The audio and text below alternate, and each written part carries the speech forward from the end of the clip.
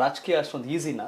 ರಾಜಕಾರಣಿ ಅಂತಂದ್ರೆ ಒಂದು ಚದುರಂಗದ ಆಟ ಅಂತ ಹೇಳ್ತೀವಿ, ಯುದ್ಧ ಭೂಮಿ ಅಂತ ಹೇಳ್ತೀವಿ. ಮುಂಚೆ ಯುದ್ಧಗಳಾಗ್ತಾ ಇದ್ವು, ರಾಜ ಮಹಾರಾಜರ ಮಧ್ಯದಲ್ಲಿ ಯುದ್ಧಗಳಾಗ್ತಾ ಇದ್ವು, ರಾಜ್ಯಗಳನ್ನ ಗೆಲ್ತಾ ಇದ್ರು. ಈಗ ಪ್ರಜಾಪ್ರಭುತ್ವ, ಪ್ರಜೆಗಳೇ ಇಲ್ಲಿ ರಾಜರು, ಪ್ರಜೆಗಳೇ ಮತದಾರರೇ ಇಲ್ಲಿ ಪ್ರಭುಗಳು.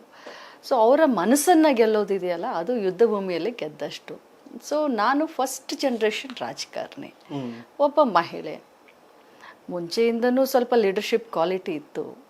ಆದರೆ ಜಿಲ್ಲೆಯ ಎಲ್ಲ ಮತದಾರರು, ಎಲ್ಲ ಸಮಾಜದವರು ನನ್ನನ್ನು ಕೈ ಹಿಡಿದ್ರು, ಬೆಳೆಸಿದ್ರು. ಸೊ ನನಗೆ ಇನಿಷಿಯಲಿ ಡೇಸ್ ಬಿಗಿನಿಂಗ್ನಲ್ಲಿ ಸ್ವಲ್ಪ ಹೋರಾಟ ಆಯಿತು.